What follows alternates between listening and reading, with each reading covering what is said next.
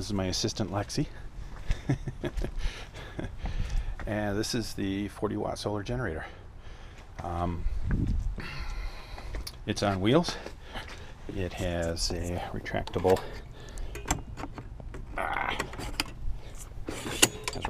handle so that it wheels around quite easily.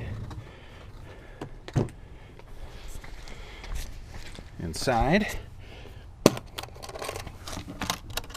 we have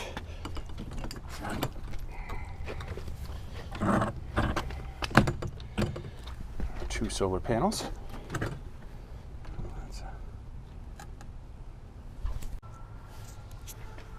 Okay, this is the solar generator. These are the two 20-watt panels, which make up a total of 40 watts. This closes, and we'll make this into a single unit.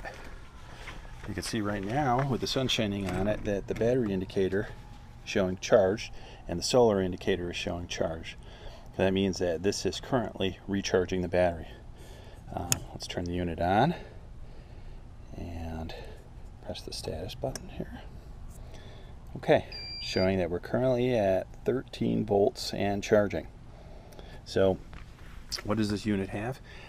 These are universal AC outlets. So this will work either here or in Europe. Will work with standard 3-prong outlets or 2-prong outlets. So we have two of those AC outputs, and then we also have two DC 12-volt outputs. So you can use either one of these to take and plug in anything that plugs into a cigarette lighter. This here is an AC charging port. So this unit comes with an AC charging cord. So if you don't have access to the sun, or if you just always want to be prepared, you can take and plug this in and top off the battery and make sure that it's always up to a full charge. On the back here, you have, it's a little hard to do with one hand, but this is carrying handle, which locks into place so that it's out of the way if you're not using it. The unit comes on wheels, and they're actually very nice wheels. Very easy to wheel this around. And the handle on the side, if you want to just pick it up and carry it, is spring-loaded, so that is always out of the way as well. This is a very nice unit. It's a very powerful unit, and in a little while I'll show you how powerful it is. It will actually come with 4 12 amp hour batteries, so you have a total capacity of 48 amp hours with this unit. I have used this to power a lot of different appliances, and it works great. So anyway, let's take a look at what it can do and give you a little bit more information about it. Okay, I've pulled out a few things that I would probably have out if the power went out. Let's turn this unit on and see what it can do. These are smaller devices that you might want to be able to recharge when the power's out. So currently we are at about 12.9 volts, and you'll notice that will go down as we start adding loads to it. So here's the first load. This is an incandescent light bulb, 60 watts. Let's turn that on. So the thing that's nice about this, these are very inefficient. 60 watts means that you could easily light up 4 of the compact fluorescent lights and have the same amount of light times 4. So that's a good thing to know. Here's another thing you might want to have available is your drill. So let's take off the battery. Let's put that in here, and let's plug that in and start recharging it because the battery's dead. You can see that is currently charging. All right, cell phone. Here's a cell phone connected to our cigarette lighter adapter. Let's plug that in, and you can see that it's currently charging. Let's see here. This light right here means that it's charging. And here's a couple of AA batteries. Those are great for walkie-talkies or flashlights, all sorts of things. So let's plug those in. Your light comes on here, and we are currently charging that. So currently we are running 4 devices. We have an incandescent light bulb, we have a battery charger, we are recharging the cell phone, and we are also recharging the DeWalt battery, all from this one unit. So that gives you a good example of what you can do with smaller appliances. And let's take a look at what you can do with some of the larger appliances.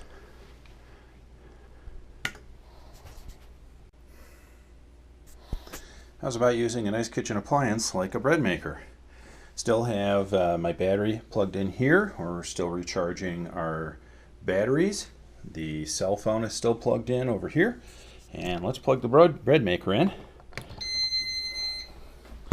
Come down here and see if we can select a setting. Like a pizza dough setting. Look at that. So you can now also use this for making bread. And there are certain other appliances that you would be able to use. You just have to keep an eye on the number of watts. You probably wouldn't be able to use a toaster oven because those draw a lot of watts. And this is a 300 watt pure sine wave inverter, so you can go up to 300 long term. You should probably keep it below 200, 250, or you will use the batteries much quicker.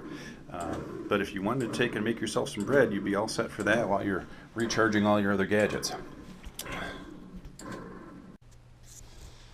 One of my most frequent questions is, what can this unit do as far as power? Each one of these here are regular AC outlets. So you can see that I have a regular plug. This is a 3-prong outlet that's plugged into here. You can see on this Vizio television right here, the Vizio is not lit up. I'm going to take and plug this in, and it just came on. So in addition to the 12 volt outlets here, and you have 2 of them, you also have 2 AC outlets. Now this is a pretty big TV, 55-inch plasma. Let's see if we can get her to turn on here. Takes a minute for it to warm up. And you'll notice the voltage as it's booting up, the TV is coming on. You notice the voltage adjusts. As the screen comes on, it draws more amps. So there's the picture right there. Let's see if we can find something we can play quick.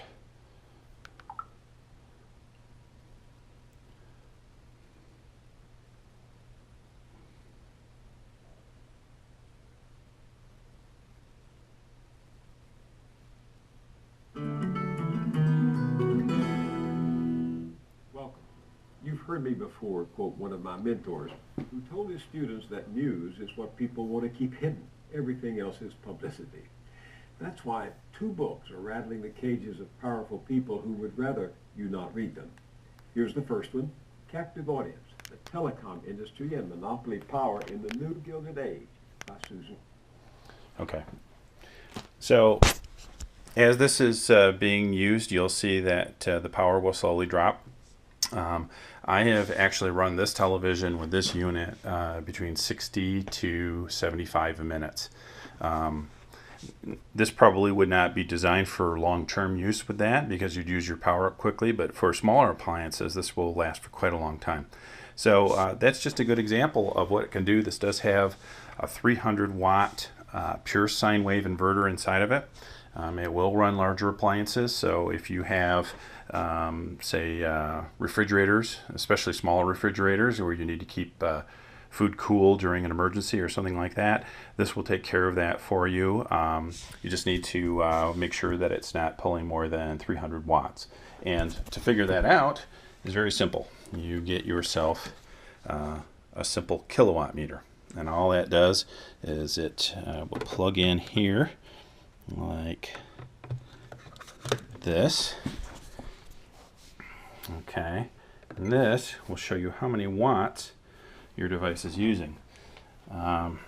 Let's see if I can turn this TV off quickly here. All right, that's off. Now we'll take and move the plug over to here, and we'll turn the TV back on. And if you watch right here, you can see the number of watts that your devices are using. So that's a good way to keep track. Each one of your devices, you can go around and say, okay, in case of emergency, I want to be able to run this device. boot the device up. And once it comes up, you can take a look at the wattage. This device will actually allow you to surge a bit, so it will go above 300 watts for a few seconds. So if your device draws more wattage as it's booting up, that will be okay, as long as it isn't too much more and as long as it isn't for too long. But you can see right now we're holding at 128 watts. So that's how much wattage average this TV is going to use when you're running it. So we know that we would be able to run this device very easily by taking a look at this watt meter. So a very handy tool to have. Pick yourself up one of those. You can get them on eBay or Amazon, and you can go around and start measuring how much wattage your different appliances are using, and that way you know whether you would be able to run those appliances in case of emergency with this type of a unit. Thank you very much, and check it out.